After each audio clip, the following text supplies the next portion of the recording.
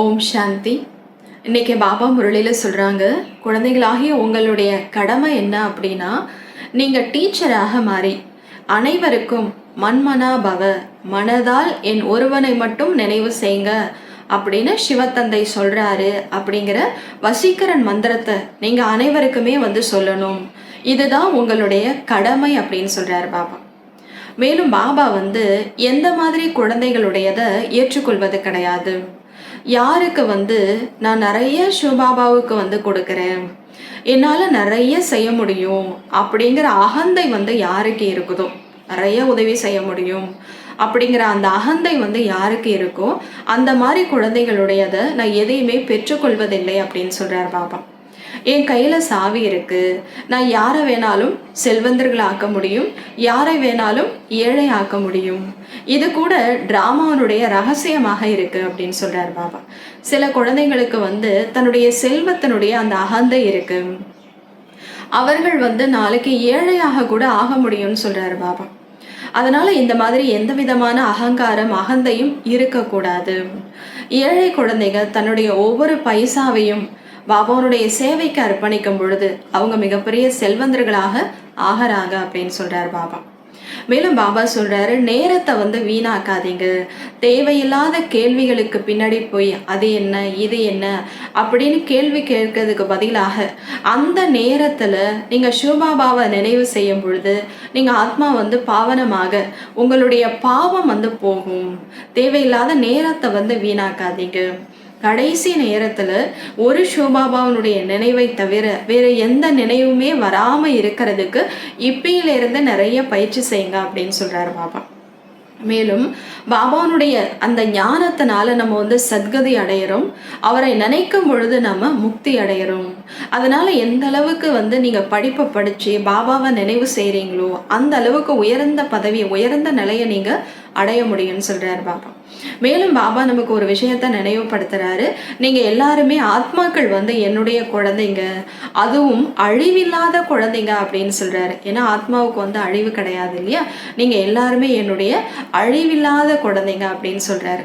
உலகத்தில் எப்படி பிஸ்னஸ் சம்பாதிக்கிறாங்க அதெல்லாம் நினைவில் இருந்துக்கிட்டே இருக்கு இல்லையா, அதுபோல் பாபாவுடைய நினைவும் ஒரு வருமானம் தான் அப்படின்னு சொல்கிறாரு. அதனால் இந்த வேலை செய்ய வேண்டாம் அப்படின்னு பாபா எந்த தடையும் நமக்கு சொல்றதில்ல. சரீர நிர்வாகத்துக்காக வேலைகளை செய்ய வேண்டாம் அப்படின்னு தடை போடுறது கிடையாது. எந்த வேலையை செய்துகிட்டு இருந்தாலும் மனதால பாபாவை நினைவு செய்யுங்க, சுயதர்ஷன சக்கரத்தை சுத்திக்கிட்டே இருங்க, இது கூட மிகப்பெரிய வருமானம் அப்படின்னு சொல்றாரு பாபா. இது போல நிறைய விஷயங்களை பாபா முரளியில சொல்றாங்க. வாங்க இன்னைக்கு முழு முரளியை நம்ம விரிவாக கேட்கலாம். ஓம் சாந்தி. முரளி டே 21/11/2024 காலை முரளி பாப்தாதா மதுபன். இன்னைக்கு பாபா முரளியில் சொல்கிறாங்க, இனிமையான குழந்தைகளே, நீங்கள் இப்போது டீச்சராக மாறி அனைவருக்கும் வசீகரன் மந்திரத்தை சொல்ல வேண்டும். இதுவே குழந்தைகள் உங்கள் எல்லோருடைய கடமை. கேள்வி: பாபா எந்த குழந்தைகளிடமிருந்து எதையும் பெற்றுக்கொள்வதில்லை. பதில்: நான் இவ்வளவு கொடுக்கிறேன், நான் இவ்வளவு உதவி செய்ய முடியும் என்ற அகந்தை யாருக்கு இருக்குமோ அவரிடமிருந்து பாபா எதையும் பெற்றுக்கொள்வதில்லை. என் கையில் சாவி இருக்கிறது என்று தந்தை சொல்கிறார். நான் யாரை வேண்டுமானாலும் ஏழையாக்க முடியும், யாரை வேண்டுமானாலும் செல்வந்தராக்க முடியும். இதுவும் நாடகத்தின் ரகசியமாக இருக்கிறது. யாருக்கு இன்று தனது செல்வத்தின் அகந்தை இருக்கிறதோ அவர் நாளை ஏழையாகிறார். ஏழை குழந்தைகள் தந்தையின் காரியத்தில் தமது ஒவ்வொரு பைசாவையும் பயன்படுத்தி செல்வந்தராகிறார்கள். ஓம் சாந்தி. நமக்கு புதிய உலகின் ஆஸ்தி கொடுப்பதற்காக தந்தை வந்திருக்கிறார் என்பது ஆன்மீக குழந்தைகள் உங்களுக்கு தெரியும். எந்த அளவு நாம் தந்தையை நினைவு செய்வோமோ அந்த அளவு பவித்திரமாக தூய்மையாக மாறுவோம் என்ற நம்பிக்கை குழந்தைகளுக்கு உறுதியாக இருக்கிறது தானே. எந்த அளவு நாம் நல்ல டீச்சர் ஆவோமோ அந்த அளவு உயர்ந்த பதவி பெறுவோம். டீச்சரின் உருவில் கற்பிக்க தந்தை உங்களுக்கு கற்றுக் கொடுக்கிறார். நாமும் டீச்சராக மாறி மற்றவங்களுக்கு சொல்லி கொடுக்கணும் அப்படிங்கிறதுக்காக பாபா நமக்கு இப்போ கற்றுக் கொடுக்குறாரு. நீங்கள் பிறகு மற்றவர்களுக்கு கற்பிக்க வேண்டும். நீங்கள் நிச்சயம் கற்பிக்கும் டீச்சர் ஆகிறீர்கள். மற்றபடி நீங்கள் யாருக்கும் குரு ஆக முடியாது. டீச்சர் மட்டுமே ஆக முடியும். குருவாக ஒரு சத்குருவே இருக்கிறார். அவர்தான் இப்பொழுது கற்பிக்கின்றார். அனைவருக்கும் சத்குருவாக அவர் ஒருவரே இருக்கிறார். அவர் டீச்சராக மாற்றுகிறார். நீங்கள் டீச்சராக இருந்து எல்லோருக்கும் மன்மனா பவா என்ற வழியை சொல்லிக்கொண்டே இருக்கின்றீர்கள். என்னை நினைவு செய்யுங்கள், டீச்சராகவும் ஆகுங்கள் என்று தந்தை உங்களுக்கு கடமையை கொடுக்கிறார். பாபா நமக்கு என்ன சொல்றாரு? என்ன நீங்க நினைவு செய்யுங்க, நீங்க மற்றவங்களுக்கும் இந்த விஷயத்த சொல்லி கொடுங்க, அதுதான் உங்களுடைய கடமை அப்படிங்கிறார். நீங்கள் யாருக்காவது தந்தையின் அறிமுகத்தை கொடுத்தால் தந்தையை நினைவு செய்வது அவரது கடமையாகவும் இருக்கிறது. டீச்சர் உருவில் சிருஷ்டி சக்கரத்தின் ஞானத்தை கொடுக்க வேண்டும். தந்தையை நிச்சயம் நினைவு செய்ய வேண்டும். தந்தையின் நினைவால் பாவங்கள் அழிய வேண்டும். நாம் பாவாத்மாக்கள் என்பது குழந்தைகளுக்கு தெரியும். அதனால் தன்னை ஆத்மா என்று உணர்ந்து தந்தையை நினைவு செய்தால் உங்கள் பாவங்கள் அழிந்துவிடும் என்று தந்தை எல்லோருக்கும் சொல்கிறார். தந்தையே பதீத பாவனர். அவர் யுக்தி சொல்கிறார். அவர் நினைக்கிறதுக்கான வழியை நமக்கு சொல்லி கொடுக்கிறாரு. இனிமையான குழந்தைகளே, நீங்கள் ஆத்மா பதீத்தமாக மாறியிருக்கிறது. அந்த காரணத்தால் ஷரீரமும் பதீத்தமாக இருக்கிறது என்று தந்தை சொல்கிறார்.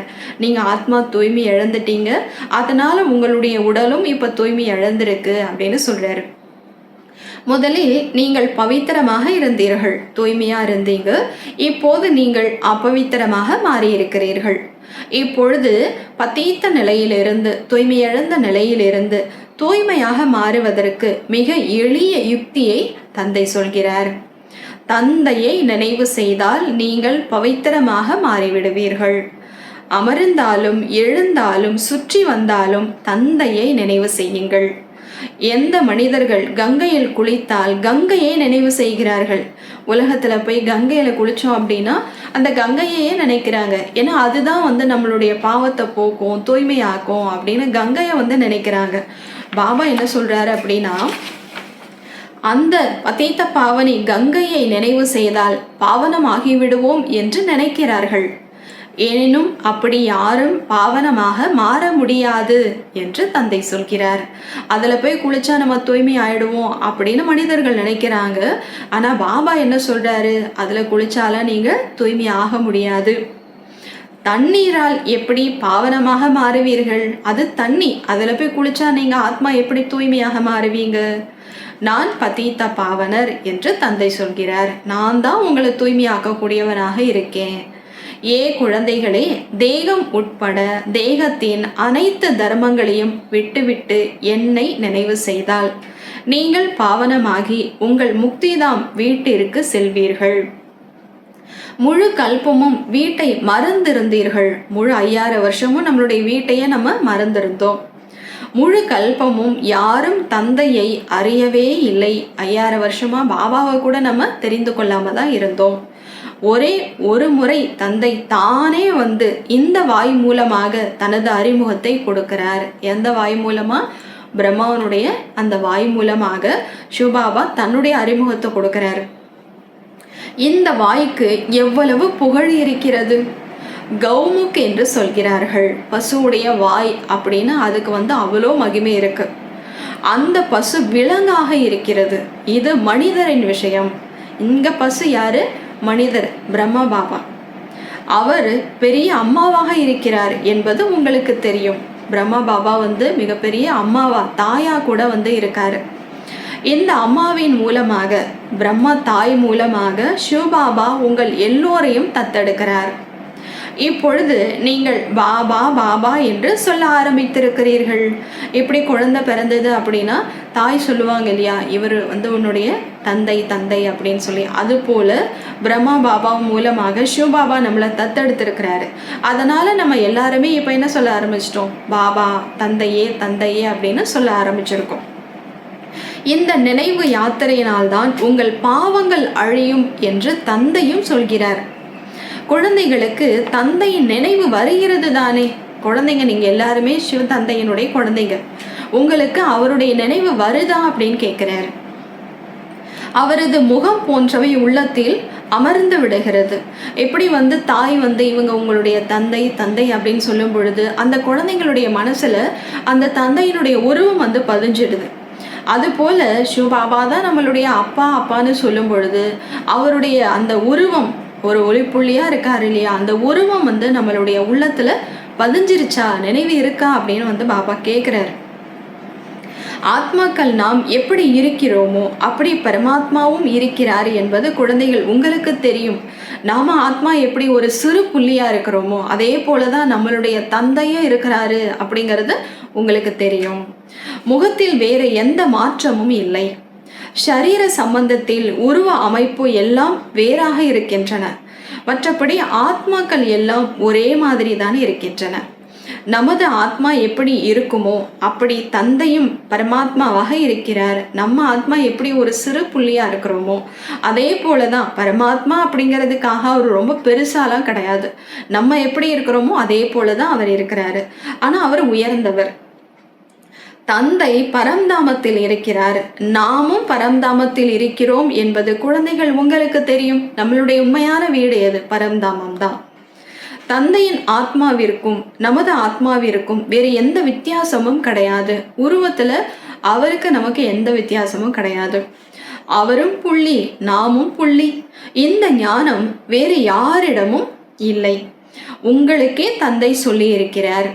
தந்தையை குறித்து என்னென்ன சொல்கிறார்கள்? பாபாவை பத்தி உலகத்துல கேட்டா என்னென்ன சொல்றாங்க?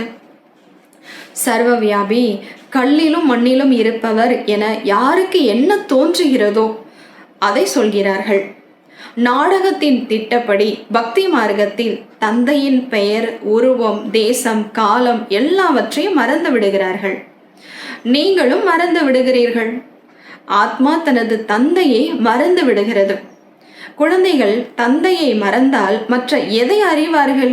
அப்பா யாரு அப்படிங்கிறதையே மறந்துட்டாங்க அப்படின்னா வேற எதை தெரிஞ்சுக்க முடியும்? அதாவது அனாதைகளாகி விட்டார்கள். அப்பாவை நினைப்பதே இல்லை. தந்தையின் பாகத்தையே அறியவில்லை. தன்னையும் மறந்து விடுகிறார்கள். தந்தை யாருன்னு தெரிஞ்சுக்கல அப்படிங்கும் போது தான் யாரு அப்படிங்கிறத எப்படி தெரிஞ்சுக்க முடியும்? உண்மையில் நாம் மறந்திருந்தோம் என்பதை நீங்கள் நல்லபடியாக அறிந்திருக்கிறீர்கள். இப்ப பாபா சொல்றாரு, நீங்க புரிஞ்சுட்டீங்க. நாம எல்லாத்தையும் மறந்துதான் இருந்தோம், இப்ப பாபா நமக்கு நினைவுபடுத்தி இருக்கிறாரு அப்படிங்கிறத நீங்க புரிஞ்சுக்கிட்டீங்க. நாம் முன்னர் இப்படி தெய்வ தேவதைகளாக இருந்தோம், இப்போது விலங்குகளை விட மோசமாக மாறிவிட்டோம் அப்படிங்கிறத நீங்க புரிஞ்சுக்கிட்டீங்க. முக்கியமாக நாம் நமது ஆத்மாவையும் மறந்து விட்டோம். இப்போது யார் உணர வைப்பது? நாம நம்மையே மறந்துட்டோம் அப்படிங்கும்போது யாரு நீ ஒரு ஆத்மா, அழிவில்லாத ஆத்மா, உங்ககிட்ட அவ்வளோ பவர் இருக்கு அப்படின்னு யாரு நம்மளை இப்போ உணர வைக்கிறது? ஆத்மாக்கள் நாம் என்னவாக இருந்தோம், எப்படி முழு பாகத்தையும் நடிக்கிறோம் என்பது எந்த ஒரு ஜீவ ஆத்மாவிற்கும் தெரியாது. நாம் எல்லோரும் சகோதரர்கள். இந்த ஞானம் வேறு யாரிடமும் கிடையாது இல்லையா? நம்ம எல்லாருமே சகோதரர்கள் ஆத்மா ரூபத்துல அப்படிங்கிறது யாருக்குமே தெரியாதுங்கிறார் பாபா. இந்த நேரம் முழு உலகமும் தமோ பிரதானமாக மாறி இருக்கிறது. ஞானம் இல்லை. உங்களிடம் இப்பொழுது ஞானம் இருக்கிறது. ஆத்மாக்கள் நாம் இவ்வளவு காலமாக தந்தையை நிந்தனை செய்து வந்தோம். அவரை பத்தி தெரிஞ்சுக்காம அவ்வளோ நிந்தனை செஞ்சுட்டு வந்தோம். கல்லுல இருக்கிறாரு, முள்ளுல இருக்கிறாரு அப்படின்னு சொல்லி. இப்போது உங்கள் புத்தியில் வந்திருக்கிறது, நம்ம நிறைய அவரை நிந்தனை செஞ்சோம் அப்படிங்கறத இப்ப நீங்க புரிஞ்சுக்கிட்டீங்க அப்படிங்கிறார் பாபா. நிந்தனை செய்ததால் தந்தையிடமிருந்து தொலைவில் சென்று கொண்டே இருந்தீர்கள். பாபாவை நிந்திச்சு அவரை புகழ செய்யறோம் அப்படின்னு நினைச்சோம். ஆனா அது நிந்தனை அப்படிங்கிறது தெரியல. நிந்திச்சு என்ன பண்ணோம்? அவரை விட்டு தூரம் விலகிதான் நம்ம போயிட்டே இருந்தோம். நாடகத்தின் திட்டப்படி ஏனியில் கீழே இறங்கி வந்தீர்கள். தந்தையை நினைவு செய்வதே முக்கிய விஷயமாக இருக்கிறது. தந்தை வேறு எந்த சிரமத்தையும் கொடுப்பதில்லை. தந்தையை நினைவு செய்யும் சிரமம் மட்டுமே குழந்தைகளுக்கு இருக்கிறது. தந்தை எப்போதாவது குழந்தைகளுக்கு எந்த சிரமத்தையாவது கொடுக்க முடியுமா என்ன? அதற்கு சட்டத்தில் இடம் இல்லை. நான் எந்த சிரமத்தையும் கொடுப்பதில்லை என்று தந்தை சொல்கிறார். ஏதாவது கேள்வி கேட்கிறார்கள், இந்த விஷயங்களில் ஏன் நேரத்தை வீணாக்குகிறீர்கள் என்று கேட்கிறேன். இதை தான் நான் கேட்குறேன். வேற எதையுமே எந்த சிரமத்தையும் நான் கொடுக்கறதில்ல. நிறைய தேவையில்லாத கேள்விகளை கேட்குறீங்க. இந்த மாதிரி கேள்வியை கேட்டு ஏன் நேரத்தை வீணாக்குறீங்க அப்படிங்கிறது மட்டும்தான் நான் கேட்குறேங்கிறார் பாபா. என்னை நினைவு செய்யுங்கள். அப்படி கேள்வி கேட்டு நேரத்தை வீணாக்கிறதுக்கு பதிலாக என்ன நினைச்சாலே போதுங்கிறார் பாபா. உங்களை அழைத்து செல்லவே நான் வந்திருக்கிறேன். எனவே குழந்தைகள், நீங்கள் நினைவு யாத்திரையால் பாவனமாக மாற வேண்டும். நானே பதீத பாவனர். அவ்வளவுதான். எங்கு சென்றாலும் தந்தையை நினைவு செய்ய வேண்டும் என்று தந்தை யுக்தி சொல்கிறார். 84 பிறவி சக்கரத்தின் ரகசியத்தையும் தந்தையே புரிய வைக்கிறார். நான் எந்த அளவு தந்தையை நினைவு செய்கிறேன் என்று இப்பொழுது உங்களை சோதனை செய்ய வேண்டும். அவ்வளவுதான். வேறு எந்த சிந்தனையும் செய்ய வேண்டாம். நான் எந்த அளவுக்கு பாபாவை நினைக்கிறேன், இதை மட்டும் நீங்க சிந்திச்சா போதும். வேற எதையுமே நீங்க சிந்திக்க தேவையே இல்லைங்கிறார் பாபா. இது மிகவும் எளிது. தந்தையை நினைவு செய்ய வேண்டும். குழந்தை கொஞ்சம் பெரியதாகும் பொழுது தானாகவே தாய் தந்தையை நினைவு செய்ய ஆரம்பிக்கிறது. ஆத்மாக்கள் நாம் தந்தையின் குழந்தைகள் என்பதை நீங்களும் புரிந்து கொள்ளுங்கள். அதனால வளர வளர பாபானுடைய நினைவு இயற்கையாகவே இருந்துகிட்டே இருக்கணுங்கிறார் பாபா. ஏன் நினைவு செய்ய வேண்டும்? ஏனென்றால் நம்மிடம் எந்த பாவம் ஆத்மாவில் ஏறி இருக்குமோ அது இந்த நினைவால் தான் அழியும். எனவே ஒரு நொடியில் ஜீவன் முக்தி என்று பாடலும் இருக்கிறது. படிப்பின் ஆதாரத்தில் ஜீவன் முக்தி இருக்கிறது, நினைவின் ஆதாரத்தில் முக்தி இருக்கிறது. எந்த அளவு நீங்கள் தந்தையை நினைவு செய்வீர்களோ, படிப்பின் மீது கவனம் கொடுப்பீர்களோ, அந்த அளவு உயர்ந்த பதவி பெறுவீர்கள். தொழில் போன்றவற்றை செய்து கொண்டே இருங்கள். தந்தை எதற்கும் தடை சொல்வதில்லை. வேலை வெட்டி போன்ற எதையும் நீங்கள் செய்கிறீர்களோ அதுவும் இரவு பகலாக நினைவு இருக்கிறது தானே. உங்களுடைய தொழில் பிஸ்னஸ் எல்லாம் செய்கிறீங்க, அதெல்லாம் உங்களுக்கு நினைவு இருக்கு தானே. இரவு பகலா அதெல்லாம் நினைக்கிறீங்க தானே. தந்தை இப்போது இந்த ஆன்மீக தொழிலை கொடுக்கிறார். தன்னை ஆத்மா என்று உணர்ந்து என்னை நினைவு செய் அப்படிங்கிற இந்த ஒரு தொழில் பிஸ்னஸை நமக்கு கொடுக்கிறார். மேலும் 84 பிறவிகளின் சக்கரத்தை நினைவு செய். என்னை நினைவு செய்தால் நீங்கள் சத்தோ பிரதானமாக மாறுவீர்கள். இதையும் புரிந்திருக்கிறீர்கள். இப்பொழுது இருப்பது பழைய ஆடை. பிறகு சத்தோப்பிரதான புதிய ஆடை உங்களுக்கு கிடைக்கும். உங்கள் புத்தியில் சாரத்தை வைத்திருக்க வேண்டும். எசன்ஸ் தான் உங்கள் புத்தியில் இருக்கணும். தேவையில்லாத உங்கள் புத்தியில் இருக்கக்கூடாது. அதனால் அதிக லாபம் ஏற்படும். அப்படி பள்ளிக்கூடத்தில் அதிக பாடங்கள் இருக்கின்றன. இருந்தும் ஆங்கிலத்திற்கு அதிக மதிப்பெண் இருக்கின்றன. ஏனென்றால் ஆங்கிலம் முக்கிய மொழியாக இருக்கிறது. முதலில் அவர்களின் ராஜ்யம் இருந்தது. அதனால் அதிகமாக வழக்கத்தில் இருக்கிறது. பாரதவாசிகள் இப்பொழுது பலவீனமாகவே இருக்கிறார்கள் அப்படிங்கிறார் பாபா. ஒருவர் எவ்வளவு பெரிய செல்வந்தராக இருந்தாலும் நமது ராஜ்யத்திற்கு யார் தலைவர்களாக இருக்கிறார்களோ அவர்கள் கடன்காரர்களே என்பது புத்தியில் இருக்கிறது தானே. அதாவது பாரதவாசிகள் நாம் கடன்காரர்களாக இருக்கிறோம், நாம் கடன்காரர்கள் என்று பிரஜைகள் நிச்சயம் சொல்வார்கள். ஒரு பிரஜை செல்வந்தராக இருக்கலாம், ஆனால் தலைவர் ஏழையா இருந்தாங்க அப்படின்னா டோட்டல் அந்த நாடே ஏழை தானே. இதையும் புரிந்து கொள்ள வேண்டும். ஏனென்றால் நீங்கள் ராஜ்யத்தை ஸ்தாபனை செய்து கொண்டிருக்கிறீர்கள். நாம் எல்லோரும் இந்த எல்லா கடன்களில் இருந்தும் விடுபட்டு செல்வந்தராகிறோம். பிறகு அரை கல்பத்திற்கு நாம் யாரிடமிருந்தும் கடன் பெறப்போவதே இல்லை என்பது உங்களுக்கு தெரியும். கடன்காரர்கள் பத்தீத்த உலகின் அதிபர்களாக இருக்கிறார்கள். இப்போது நாம் கடன்காரர்களாகவும் இருக்கிறோம், பத்தீத்த உலகின் எஜமானர்களாகவும் இருக்கிறோம். நமது பாரதம் இப்படி இருக்கிறது என்று பாடுகிறார்கள். நாம் பெரிய செல்வந்தர்களாக இருந்தோம் என்பது குழந்தைகள் உங்களுக்கு தெரியும். எல்லோரும் பாரிஜாத மலர்களாக இருந்தீர்கள். இது நினைவில் இருக்கிறதா? நாம் இப்படி உலகின் எஜமானர்களாக இருந்தோம். இப்போது முற்றிலும் கடன்காரர்களாக பத்தீத்தர்களாக மாறியிருக்கிறோம். இந்த விளையாட்டின் ரிசல்ட்டை தந்தை சொல்லிக் கொண்டிருக்கிறார். ரிசல்ட் என்னவாயிற்று? குழந்தைகள் உங்களுக்கு நினைவு வருகிறது. சத்தியுகத்தில் நாம் எவ்வளவு பெரிய செல்வந்தர்களாக இருந்தோம். யார் உங்களை செல்வந்தர்களாக மாற்றியது? பாபா. நீங்கள் எங்களை எவ்வளவு பெரிய செல்வந்தர்களாக மாற்றினீர்கள் என்று குழந்தைகள் சொல்வீர்கள். ஒரு தந்தை மட்டுமே செல்வந்தர்களாக மாற்றக்கூடியவர். உலகம் இந்த விஷயங்களை அறியாது. லட்ச வருடங்கள் என்று சொன்னதால் எல்லாவற்றையும் மறந்துவிட்டார்கள். எதையும் அறியவில்லை. இப்போது நீங்கள் எல்லாவற்றையும் அறிந்து கொண்டீர்கள். நாம் பல கோடி செல்வங்களுக்கு அதிபதிகளாக இருந்தோம். அதிக பவித்திரமாக இருந்தோம். அதிக சுகத்தோடு இருந்தோம். அங்கே பொய், பாவம் போன்ற எதுவும் நடப்பதில்லை. முழு உலகையும் நீங்கள் வெற்றி பெற்றிருந்தீர்கள். ஷூபாபா, நீங்கள் எதை கொடுக்கின்றீர்களோ அதை வேறு யாரும் கொடுக்க முடியாது என்று பாடலும் இருக்கிறது. அரை கல்பத்திற்கு சுகத்தை கொடுப்பதற்கான சக்தி வேறு யாருக்கும் இல்லை. பக்தி மார்க்கத்திலும் உங்களிடம் அதிக சுகமும் அளவற்ற செல்வமும் இருந்தன. எவ்வளவு தங்க வைரங்கள் இருந்தன. அவை பின்னால் வருபவர்களின் கைகளுக்கு வருகின்றன. இப்போது அந்த பொருட்களை பார்ப்பதற்கு வருவதில்லை. நீங்கள் வித்தியாசத்தை பார்க்கிறீர்கள் தானே? அப்ப இருந்ததற்கும் இப்ப இருக்கிறதுக்கும் நீங்க வித்தியாசத்தை பார்க்குறீங்க தானேங்கிறார் பாபா. நீங்களே பூஜைக்குரிய தேவி தேவர்களாக இருந்தீர்கள். பிறகு நீங்களே பூஜாரிகளாக மாறினீர்கள். நீங்களே பூஜைக்குரியவர்கள். நீங்களே பூஜாரிகள். தந்தை ஒன்றும் பூஜாரி ஆவதில்லை. எனினும் அவர் பூஜாரி உலகத்திற்கு வருகிறார். தந்தை எப்போதும் பூஜைக்கு உரியவராக தான் இருக்கிறார். அவர் ஒருபோதும் பூஜாரி ஆவது இல்லை. உங்களை பூஜாரிகளாக மாற்றுவது ராவணனின் வேலை. இது உலகில் யாருக்குமே தெரியாது.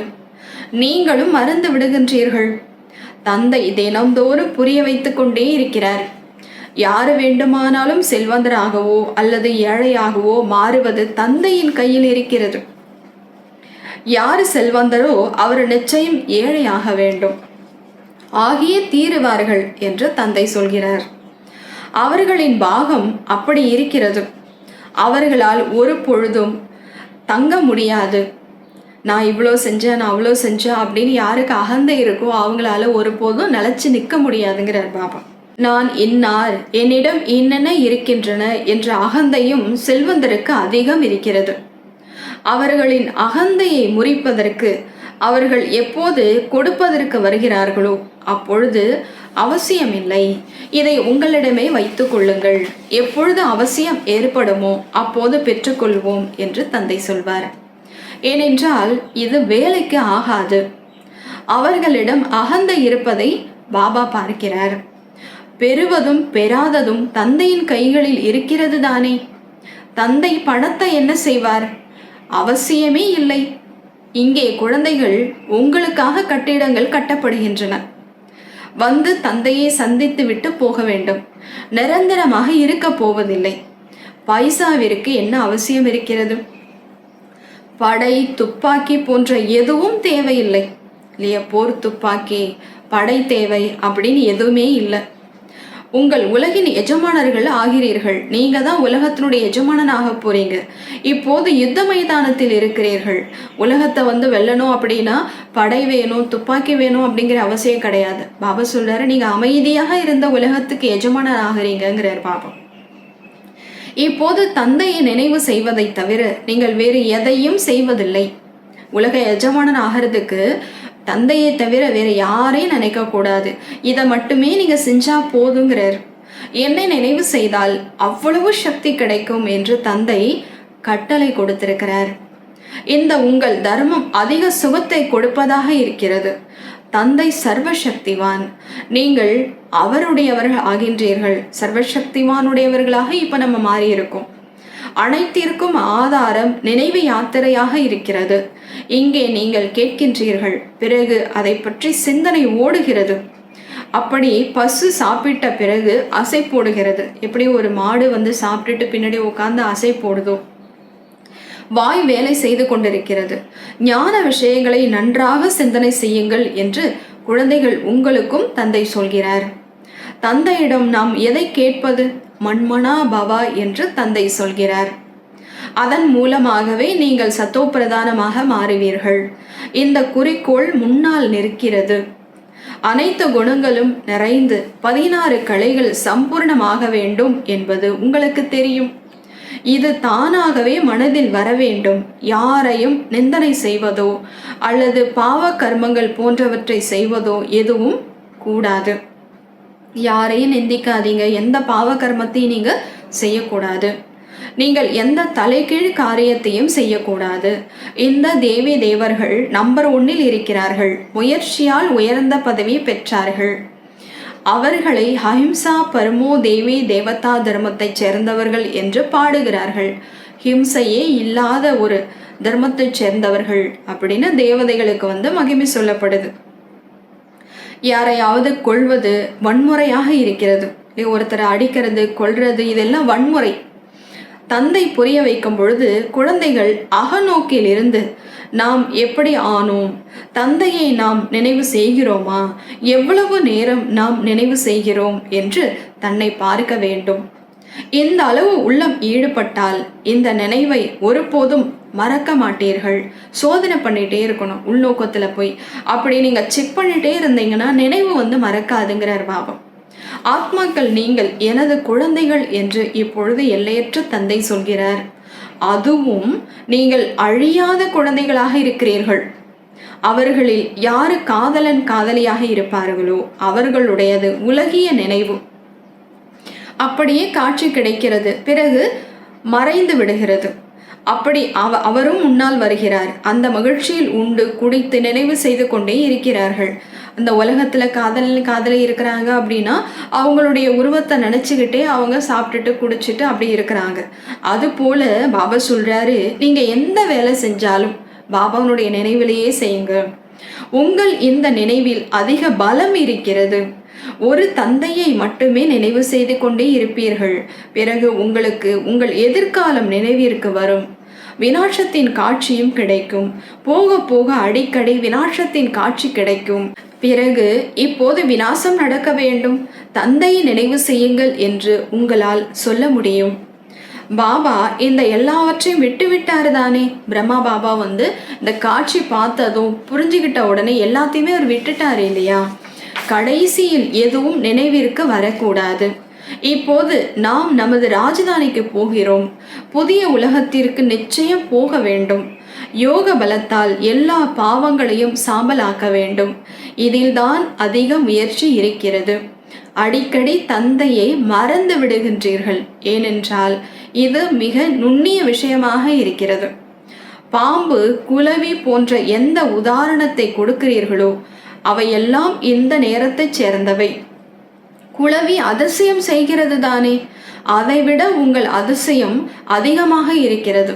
எப்படி ஒரு குளவி புழுவை வச்சு கொட்டி கொட்டி குளவி ஆக்குது, பாம்பு தோலை விட்டுட்டு போயிடுது. இது எல்லாமே உங்களுடைய எக்ஸாம்பிள் தான் அப்படிங்கிறாரு.